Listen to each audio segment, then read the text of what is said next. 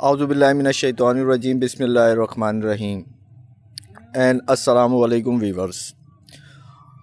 उसामा भाई, जो आज तक हमने ये जो इंट्रोडक्शन है वो आप तकरीबन कंप्लीट कर चुके हैं। अल्हम्दुलिल्लाह। इस हवाले से आज मैं आपसे जानना चाहूँगा कि ये जो कुछ भी हमने यहाँ फार्म बनाया है और आगे हम जो करने जा रहे हैं उससे हमें क्या अचीवमेंट होगी, यानी हमारे असल मकासद क्या है? असल मकासद क्या है, ये लीजिए। अस्सलाम वालेकुम। अल्लाह का शुक्र है, इंट्रोडक्शन के जितने भी सेशंस थे वो कंप्लीट हो चुके हैं। और ये अक्सर सवाल हम पूछा जाता है, कमेंट्स के अंदर लोग बहुत पूछते हैं, तो बहुत सारे सवालात के जवाब मैं दे भी नहीं पाता क्योंकि काफ़ी लेंदी उसके अंदर टाइपिंग का मामला होता है और इतना टाइम भी नहीं होता कि मैं बारी बारी सारे सवालात के जवाब दूं। तो इस सिलसिले में हमने ये सेशन शुरू किया है कि एक कंप्लीट वीडियो आपके जब 2-3 सेशन के सवाल इकट्ठे हो जाएंगे तो हम उसके जवाब ज़रूर देंगे, क्योंकि हमें भी उस फीडबैक से बहुत फ़ायदा मिलता है कि लोग असल में किन प्रॉब्लम्स का शिकार हैं और उनके सॉल्यूशंस देना कितने लाजमी है। तो बहुत लेंदी नहीं, मगर एक छोटे से सेशन के अंदर मैं कोशिश करूँगा कि सारे सवालात के जवाब दे सकूँ। अच्छा, इंट्रोडक्शन पिछली 3 वीडियोस के अंदर कंप्लीट हुई और अभी जो ये सेशन के अंदर हमने ये वकास ने मुझसे पहला सवाल किया कि हमारा असल टारगेट क्या है अर्बन गोट फार्म को लेके। तो बेसिकली हम लोग ब्रीडिंग के ऊपर तवज्जो दे रहे हैं और हमारे पास बकरियां हैं, ब्रीडर्स हैं, इनको मेट कराया जाता है। फिर पूरा एक प्रेगनेंसी का टाइम पीरियड स्टार्ट हो जाता है, तकरीबन 5 महीना 2 दिन 10 दिन तक मैक्सिमम जाता है जो। और फिर उसके बाद जो बच्चे हासिल होते हैं तो उसके अंदर हम उनको कैटेगराइज़ करते हैं कि आया इसमें से जो बच्चे हैं मेल हैं फ़ीमेल हैं और उनके किस लेवल का उनकी हेल्थ है और क्या उनका ग्रोथ लेवल आ रहा है, और अपने जो मतलब पेरेंट्स हैं उनके जो माँ और बाप के उसके अंदर इन्फ्लुएंस आए हैं यानी असरात आए हैं, उसके मुताबिक कैटेगराइज़ किया जाता है। अच्छा, मेल्स की कैटेगरीज़ बेसिकली 2 बनती हैं। कुछ मेल बच्चे इतने शानदार होते हैं कि उनको ब्रीडर के तौर से रखा जाता है कि वो आगे चल के एक ब्रीडर का किरदार अदा कर सकें। दूसरी कैटेगरी के अंदर वो बच्चे आ जाते हैं जो एज अ ब्रीडर बहुत शानदार नहीं है, तो उन बच्चों को हम फिर खस्सी करने के लिए तैयार करना शुरू करते हैं। और जो बच्चे खस्सी किए जाते हैं उनकी ऑब्वियस से जो टारगेट या उनका जो पलाई का मकसद है वो यही होता है कि आगे चल के उन्होंने क़ुरबानी के लिए जो है वो तैयार होना है और उसी यानी क़ुरबानी के वक्त पे उनको बेचा जाएगा या उससे पहले भी बेचा जा सकता है।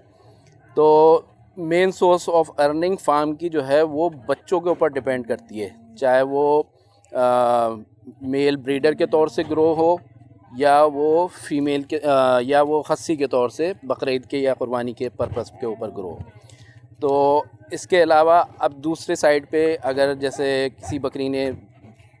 जो बच्चे दिए उसमें ज़्यादातर फ़ीमेल आ रही हैं या फ़ीमेल्स जो हैं उनका हमें क्या करना है, तो उनको हम कैटेगराइज़ करते हैं। वो भी डिपेंड करता है उसकी सेहत के हिसाब से और उसके ग्रोथ के लेवल के हिसाब से। अगर उसका ग्रोथ लेवल बहुत शानदार नज़र आ रहा है तो हमने उसको जो है वो फार्म की स्ट्रेंथ बढ़ाने के लिए रखना है कि आगे चल के वो साल भर में एक शानदार ब्रीड करने वाली बकरी तैयार हो। अच्छा, दूसरा जो फ़ीमेल जो इस लायक नहीं होती, ऐसा नहीं कि हर फ़ीमेल ही शानदार होती है, जो इस लायक नहीं होती उनको हम सिंपली जो है वो एक अच्छी हेल्थ के तौर से तैयार करके गोश्त के हवाले से उसको सेल आउट करते हैं। अच्छा, ये शायद बहुत सारे लोगों के लिए जो है ना कुछ डिफरेंट लगे ये बात कि उस फीमेल को हम इस तरह से क्यों प्रॉपरली यूटिलाइज़ नहीं कर रहे या उसको ब्रीडिंग के लिए नहीं ले रहे। उसके अंदर बहुत सारी इम्पोर्टेंट चीज़ों में जो बहुत अहम चीज़ है कि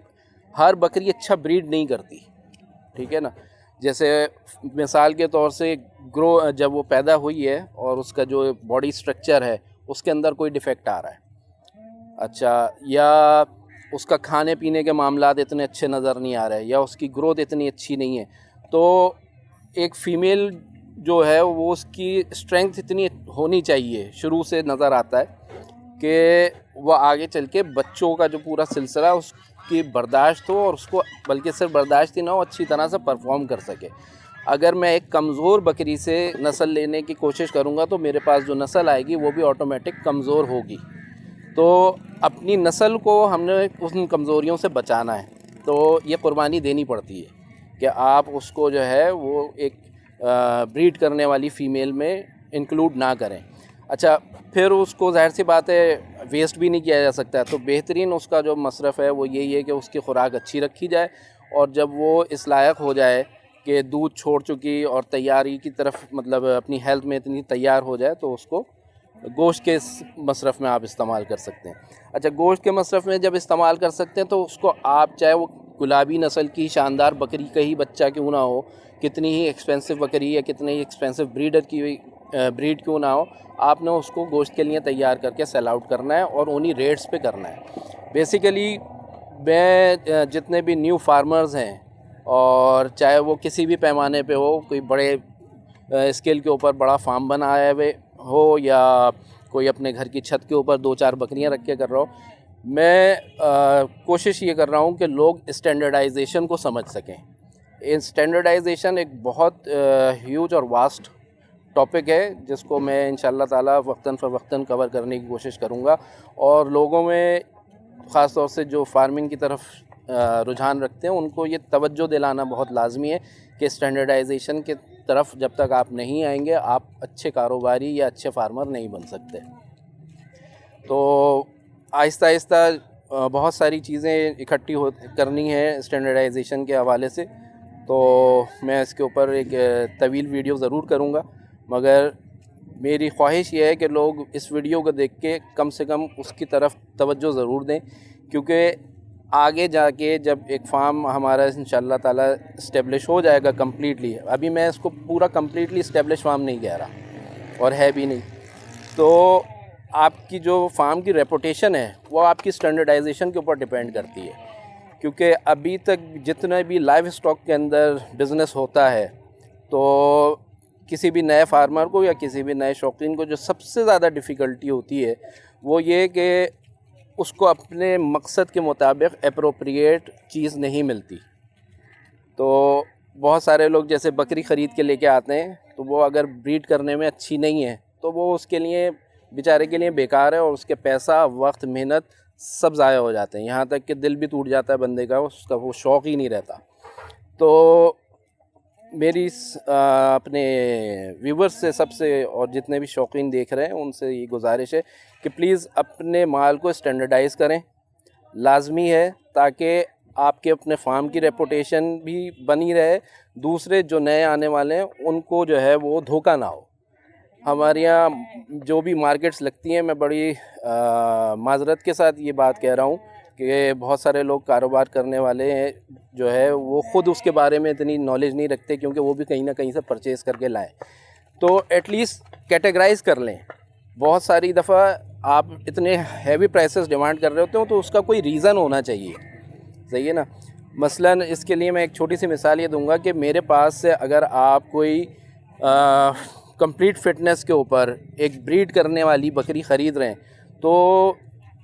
उसकी जितनी भी अच्छाइयाँ या बुराइयाँ, मसलन कि वो प्रॉपरली अपना टाइम के ऊपर मेट करती है, ठीक है। अच्छा, उस यानी उसका जो हीटिंग साइकिल है वो एप्रोप्रिएट होना चाहिए फ़िटनेस के हिसाब से।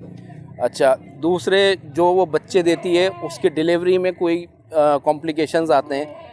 और ब्रीड के बच्चे देने के बाद दूध देने के हवाले से जो उसके मामलात हैं वो किस किस्म के हैं। तो एक फार्मर या एक फार्म का जो भी ओनर है या जो भी मैनेजर है, उसको इन चीज़ों का इल्म होता है कि मेरी ये प्रोडक्ट या ये बकरी किस कैटेगरी में अपनी हेल्थ मेंटेन कर रही है। तो ये चीज़ें बताना लाजमी है। इसी के ऊपर आप जब कुछ हैवी डिमांड कर रहे होते हैं, यानी एक अच्छी फ़िटनेस की बकरी दे रहे हैं, तो उसके ज़ाहिर सी बात है आप प्राइस भी उसी तरह से चार्ज करोगे। अच्छा, आम तौर से जो मिसफिट होते हैं जानवर, यानी ब्रीडिंग के हिसाब से नहीं है, वो भी ये कह के बेच दिए जाते हैं कि हाँ जी बहुत शानदार बकरी है, या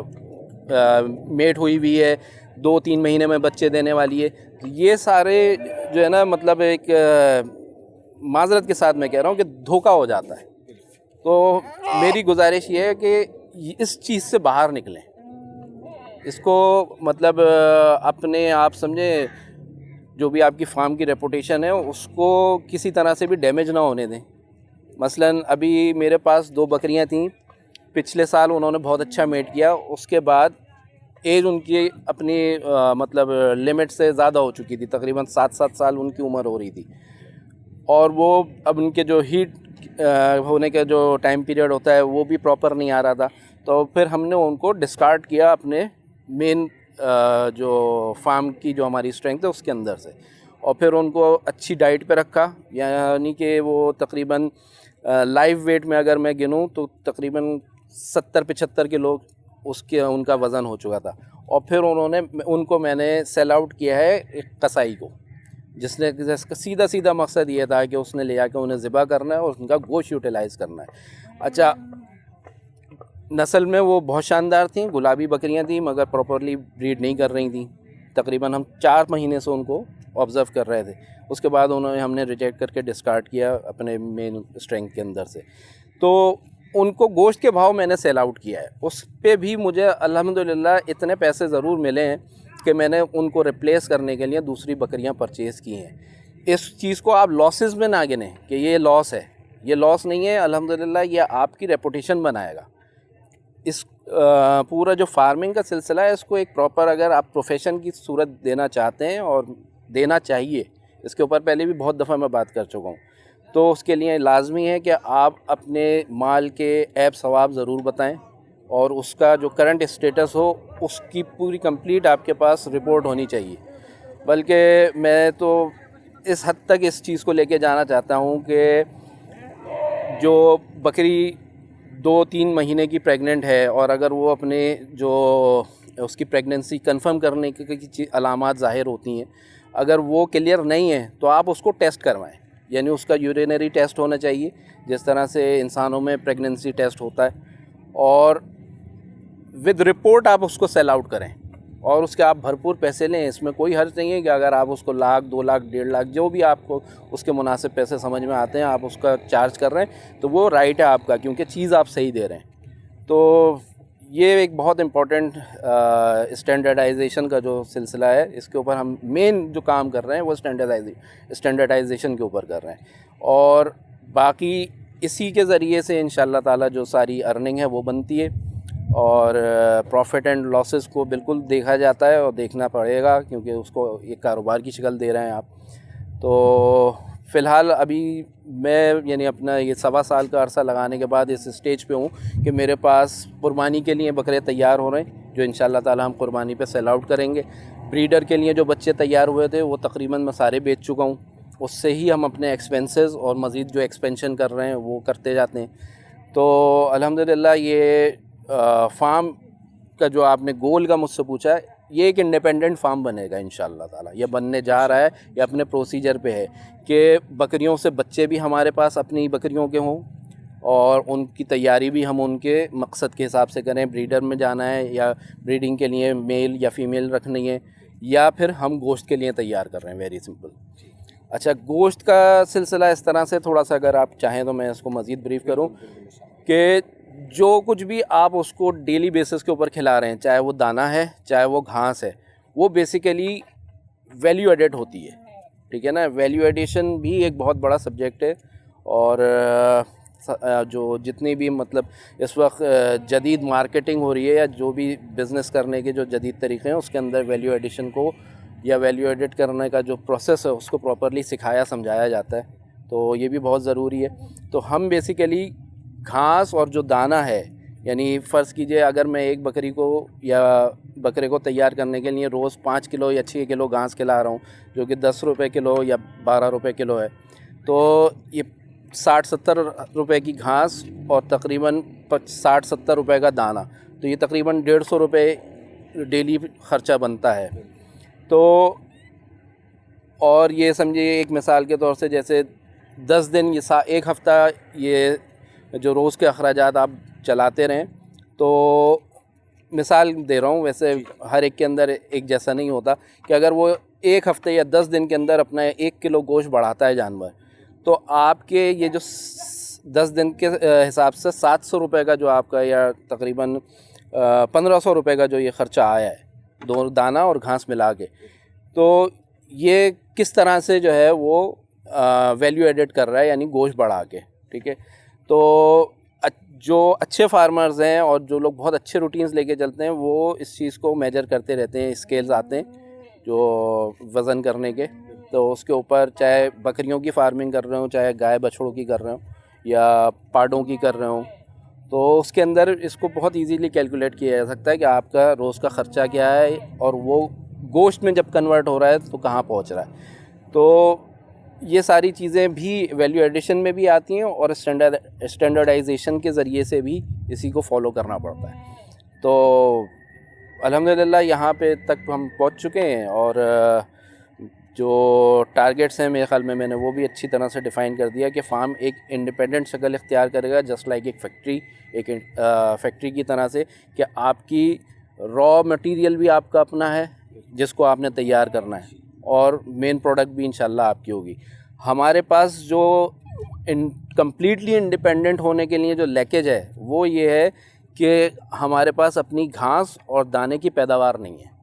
ठीक है। तो जो अच्छे इन्वेस्टर्स हैं उनसे मेरी गुजारिश है, जिन लोगों के पास अच्छी ज़मीनें हैं कराची के अतराफ़ में या मज़ाफ़ात में जहाँ पे एग्रीकल्चरल लैंड है, कि घास लगाने की तरफ भी आप जा सकते हैं। अपनी ज़मीन के ऊपर आप घास लगाएं जो भी सीज़न की है, और वो भी अब जितनी माशाल्लाह फार्मिंग इस वक्त कराची में हो रही है, उस हिसाब से बहुत अच्छे रिज़ल्ट्स आ रहे हैं, बहुत अच्छा रेट मिलता है।